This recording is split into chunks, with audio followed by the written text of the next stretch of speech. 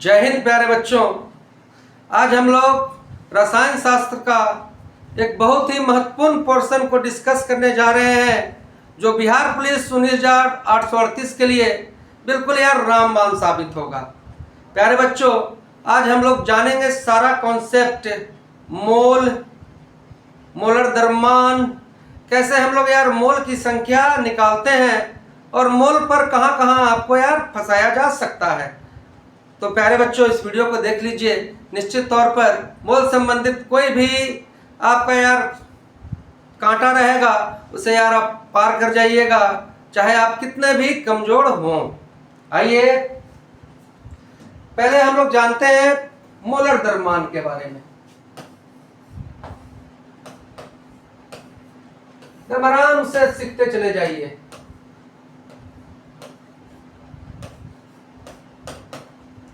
और देखो यार आणविक द्रव्यमान,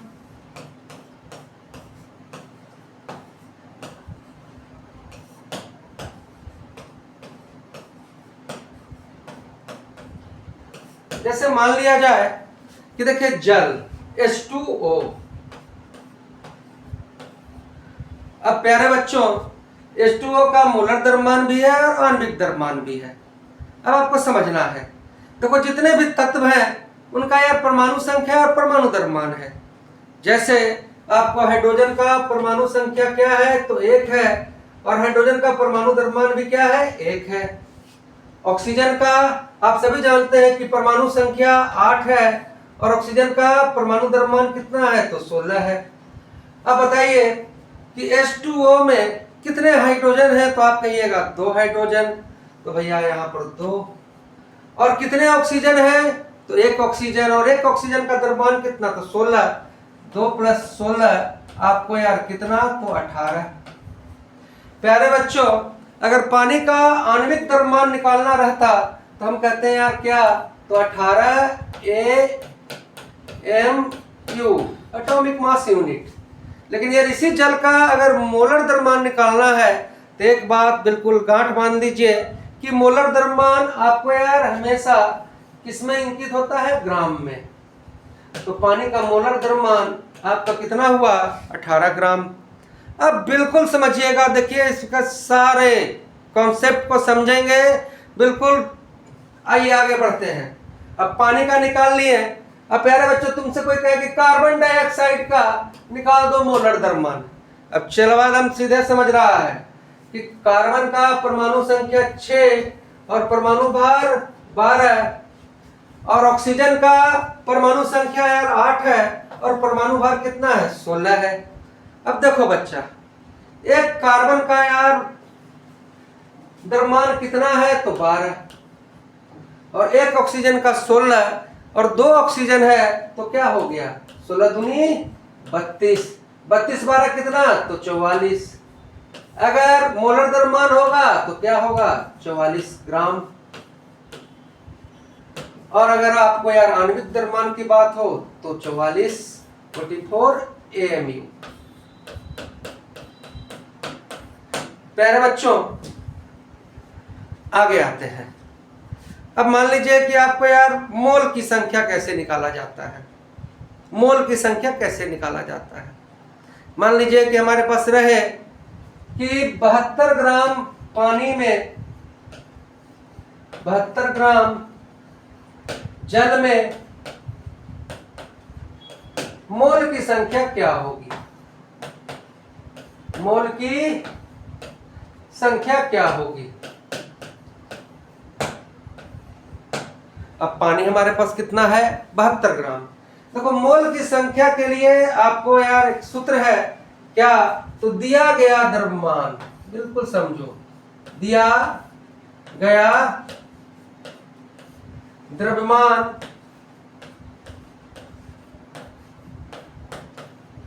बटे यार मोलर द्रव्यमान। मोलर द्रव्यमान, दिया गया द्रव्यमान बटे मोलर द्रव्यमान। किसके बात कर रहा है भाई, जल का। अब हम सब पिछले यार स्लाइड में देखा हम लोगों ने कि जल का मोलर द्रव्यमान कितना है H2O जल का, 2 हाइड्रोजन और 1 ऑक्सीजन 16 18 ग्राम। तो जल का मोलर द्रव्यमान तो 18 ग्राम है। और इतना देर में तो सब बच्चा के दिमाग में आ ही गया होगा कि दिया गया द्रव्यमान कितना है, तो 72। और जल का मोलर द्रव्यमान कितना, तो 18, 18 चौके 72। कितना मोल बाबू, तो तुम कहोगे 4 मोल। प्यारे बच्चों, इसी तरह से अगर पूछा रहता कि 132 ग्राम कार्बन डाइऑक्साइड का, 132 ग्राम कार्बन डाइऑक्साइड में कितने मोल होंगे, तो भाई देखो यार, यहाँ पर कितना दिया हुआ द्रव्यमान है, 132 ग्राम हमारे पास क्या है, तो कार्बन डाइऑक्साइड। और इसमें यार मोल की संख्या पूछी जा रही है। तो कार्बन डाइऑक्साइड CO2, एक कार्बन का कितना, तो 12, और एक ऑक्सीजन 16, 16 दूनी 32, 32 12 कितना, तो बाबू आपका यार 44 ग्राम। तो कार्बन डाइऑक्साइड का मोलर द्रव्यमान कितना हुआ, 44 ग्राम। और दिया गया द्रव्यमान आपका यार कितना है, तो 132 ग्राम। तो निश्चित तौर पर इसमें यार मोल की संख्या आप खटाक से निकाल लेंगे। कैसे निकालेंगे, दिया गया द्रव्यमान 132 अब बटे यार 44, और 44 और 32 को काटोगे तो 44 दिया 132, कितना मोल बाबू, तो 3 मोल। 3 मोल। इतना तो हम समझ गए हैं कि यहाँ तक जो बच्चा आ गया है वो यार मोल की संख्या निकाल लेगा। चलिए एक और कर लेते हैं। तो यार सल्फर डाइऑक्साइड, सल्फर डाइऑक्साइड का पूछ ले तुमसे कि यार मोलर द्रव्यमान क्या होगा।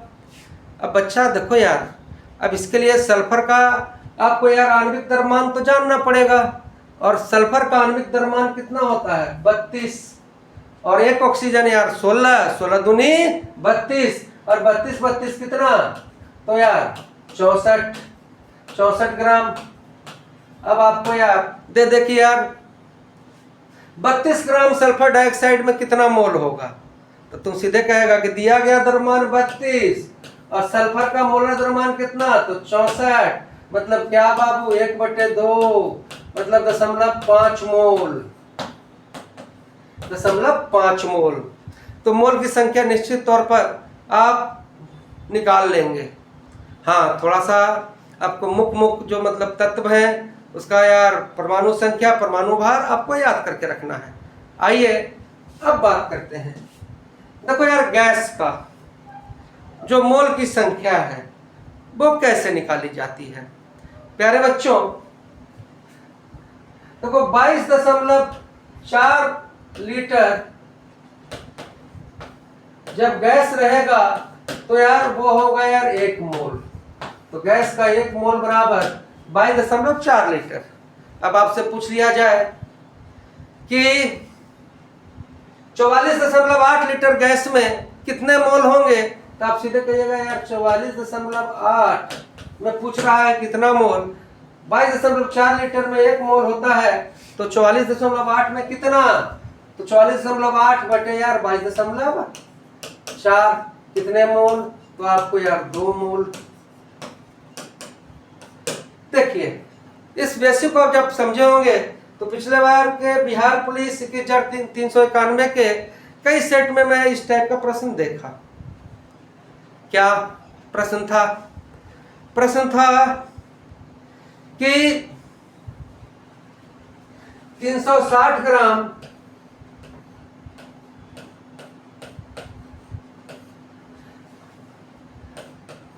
जल को 2 मोल वाले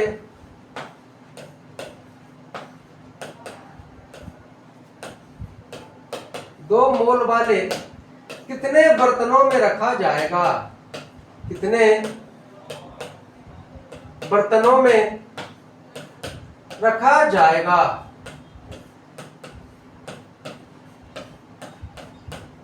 बच्चा तुम बिल्कुल चालाकी को समझ लिया।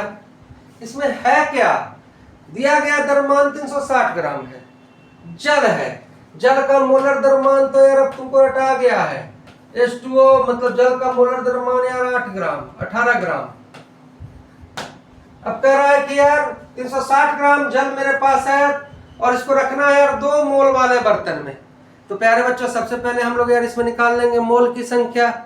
और मोल की संख्या क्या, दिया गया द्रव्यमान बटे मोलर द्रव्यमान। अब तुम खुद कहोगे कि 360 बटे क्या 18, 18 दूनी 36, और कितना मोल है हमारे पास भैया, तो 20 मोल है। अब 20 मोल है और हमारा जो बर्तन रखना है आपका कैपेसिटी यार 2 मोल है, तो तुम तो खुद कहोगे देखो साइंस कोई टफ चीज नहीं है, बच्चा भाग जाता है छोड़कर। नहीं तो यार बताओ, जो बच्चा इतना हार्ड मैथ बना रहा है उसके लिए क्या है, 2 मोल है तो क्या को ऐसा ढक्कन लगेगा हमको, एक में 2 मोल और 20 मोल को रखना है, तो भैया 20 बटे 2 कितना, तो 10। ऐसा यार बर्तन लगेगा। आगे भी देखिए प्यारे बच्चों, इस टाइप से भी आपका प्रश्न रहता है। क्या, मान लीजिए प्रश्न है 44 ग्राम, चलिए इजी कर देते हैं, 88 ग्राम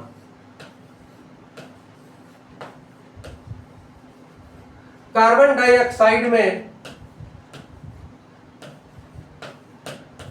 अणु की संख्या क्या होगी, अणु की संख्या क्या होगी।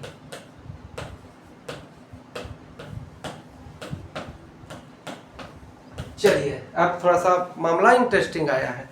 अब 88 ग्राम हमारे पास जल है, मतलब कि कार्बन डाइऑक्साइड है, उसमें के गो अणु है, ये देखो कार्बन डाइऑक्साइड है ना, इसका एक अणु है, ऐसा कहना कि के गो अणु है। प्यारे बच्चों, इसके लिए सबसे पहले यार एक चीज तो तुम सब जानते हो कि 1 मोल का मान क्या होता है।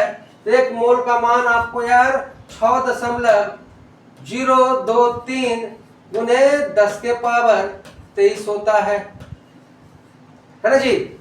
6.023 गुने 10 के पावर 23 अणु अगर रहेगा तो भाई 1 मोल होगा। एक चीज तो पकड़ा में आया कि 6.023 अगर अणु रहेगा तो यार वो कितने में रहेगा, तो 1 मोल में रहेगा, 1 मोल में रहेगा। हमारे पास कितना है, 88 ग्राम कार्बन डाइऑक्साइड है। अब बुद्धि लगाएंगे कि 88 ग्राम कार्बन डाइऑक्साइड में मोल कितना है, तो सीधे हमारे दिमाग में आएगा फॉर्मूला कि दिया गया द्रव्यमान बटे मोलर द्रव्यमान, मतलब यार कार्बन डाइऑक्साइड का एक कार्बन यार 12 और 16 दूनी 32, कितना भाई, तो 44 ग्राम बाबू मेरे। तो कितना मोल आया, मोल कितना आया, दिया गया द्रव्यमान 88 है और कार्बन डाइऑक्साइड का मोलर द्रव्यमान 44 ग्राम है, तो मोल की संख्या आ जाएगा यार 88 बटे 44, मतलब क्या, 2 मोल। बउआ मेरे, अगर 1 मोल में 6.023 गुने 10 के पावर 23, तो यार 2 मोल में क्या हो जाएगा, एक है ना, 2 मोल में क्या हो जाएगा, तो 2 मोल में कितने अणु, सीधे आप कहिएगा कि 2 गुने 6.023 गुने यार 10 के पावर 23 अणु। आपने खट से 88 ग्राम है ना प्यारे बच्चों कार्बन डाइऑक्साइड में आपने अणुओं की संख्या ज्ञात कर ली। और यहां तक जो बच्चा आया है उसको बहुत बहुत आशीर्वाद, मतलब कि तुम होने वाला है, लगल रहो। कमेंट करना कि अगर हमारे पास 90 ग्राम जल है, 90 ग्राम जल है, तो उसमें कितने अणु होंगे। मेरा प्रश्न है कि 90 ग्राम जल में कितने अणु।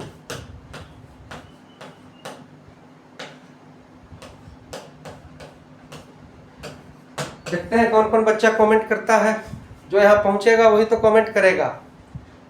आगे आते हैं प्यारे बच्चों, आपने जाना कि 1 मोल का मान है 6.023 गुने 10 के पावर 23।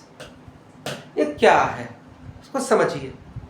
जैसे देखिए पानी का मोलर द्रव्यमान H2O का मोलर द्रव्यमान हम लोगों ने क्या भाई 2 और 16 क्या निकाला था, 18 ग्राम। तो मोलर द्रव्यमान तो यार ग्राम में लिखा जाता है। अब समझिए कि देखो यार, एक बार उंगली को पानी में डाल दोगे और निकाल दोगे तो पानी का प्यारे बच्चों लाखों अणु यार आप में सट जाएंगे। तो क्या पानी का एक अणु का यार द्रव्यमान मतलब 18 ग्राम है, मोलर द्रव्यमान 18 ग्राम है। नहीं, पानी का जब इतना सारा अणु एक साथ अगर मिला देंगे, एक साथ इतना सारा अणु को किसी बर्तन में रख देंगे और जब तौलेंगे तो हमारा आएगा 18 ग्राम।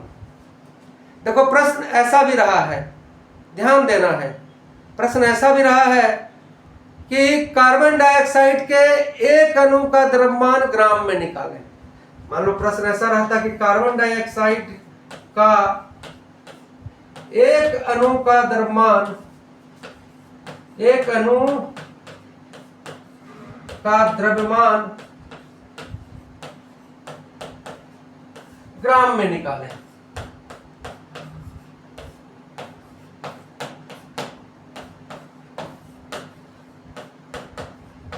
ग्राम में निकालें। अब यहां से देखिए एक बात को, कार्बन डाइऑक्साइड का एक अणु का द्रव्यमान आपको यह ग्राम में निकालना है। प्यारे बच्चों, कार्बन डाइऑक्साइड का एक अणु तो यार कार्बन डाइऑक्साइड ये है, और कार्बन डाइऑक्साइड का मोलर द्रव्यमान कितना? तो कार्बन डाइऑक्साइड का मोलर द्रव्यमान 12, कार्बन का 12, ऑक्सीजन 16 दूनी 32, मतलब 44 ग्राम। अब 44 ग्राम जो ये कार्बन डाइऑक्साइड है, 44 ग्राम एक कार्बन डाइऑक्साइड है, क्या यार एक अणु का मोलर द्रव्यमान है? नहीं।